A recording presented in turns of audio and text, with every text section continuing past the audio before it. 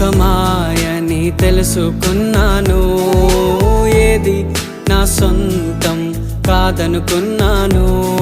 ఈ లోకం ఒక మాయని తెలుసుకున్నాను, ఏది నా సొంతం కాదనుకున్నాను. తప్పిపోయిన కుమారుని నేనైతే, నా కొరకై నిరీక్షించే తండ్రి నా యేసు.